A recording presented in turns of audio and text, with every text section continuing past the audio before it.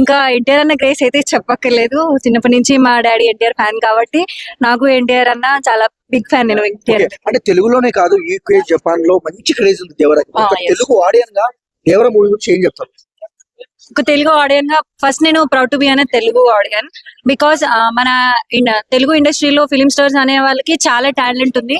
As well వాళ్ళకున్న protocols వాళ్ళకి ఉంటాయి. సో బాలీవుడ్ తో కానీ హాలీవుడ్ తో కానీ కంపేర్ చేసుకుంటే మన దాంట్లో అంత లైక్ ఫైటింగ్స్ కానీ అలాంటి మీద ఎక్కువ కాన్సన్ట్రేట్ చేయాలి. లైక్ ఫ్యామిలీ ఎమోషన్స్ లవ్ ఇలాంటి మీదే చూపిస్తారు.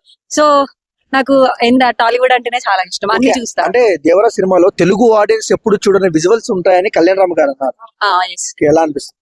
So I'm eagerly waiting, exciting also for that. ఎందుకంటే చెప్పలేం కదా మనం ఎలాంటి ట్విస్ట్లు ఉంటాయి, ఎలాంటి surprises. So waiting for the season. Janhvi Kapoor and NTR ఎలా అనిపిస్తున్నారు? ఫస్ట్ టైం ఆ పేరు చూడడం, but it's quite cool and pretty good. One word లో దేవరా గురించి ఏం చెప్తాం? One word, it's not an easy thing to describe in one word. It's simply awesome. అన్న dance గురించి చెప్పక్కర్లేదు. అన్న is an always an dancer. మన తెలుగు ఇండస్ట్రీలో నెంబర్ 1 అనుకోవచ్చా? మిగతా అఫ్ కోర్స్ అందులో డౌట్ లేదు. ఎన్టీఆర్ అన్న డాన్స్ కి కానీ, క్రేజ్ కి కానీ, ఆయన యాక్టింగ్ కి కానీ వేరే ఎవరు సాటి రారు అసలు.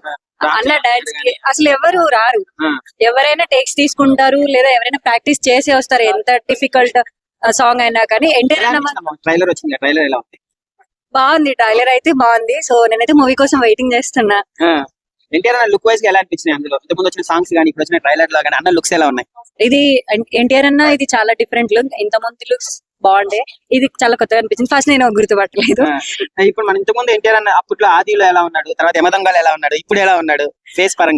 ఫేస్ పరంగా గానీ లైక్ కాస్ట్యూమ్ పరంగా గానీ అప్పట్లో ఎన్టీఆర్ అంటే లైక్ సీనియర్ ఎన్టీఆర్ గారు గుర్తుకొచ్చేవారు.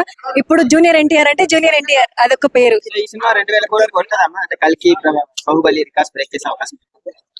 I think I guess defeat చేస్తుంది, కల్కిని చేస్తుంది. ఎందుకంటే సాంగ్ ఒక్కటి కల్కిని ఆల్మోస్ట్ సాంగ్ కల్కి మూవీ మొత్తాన్ని డిఫీట్ చేసింది.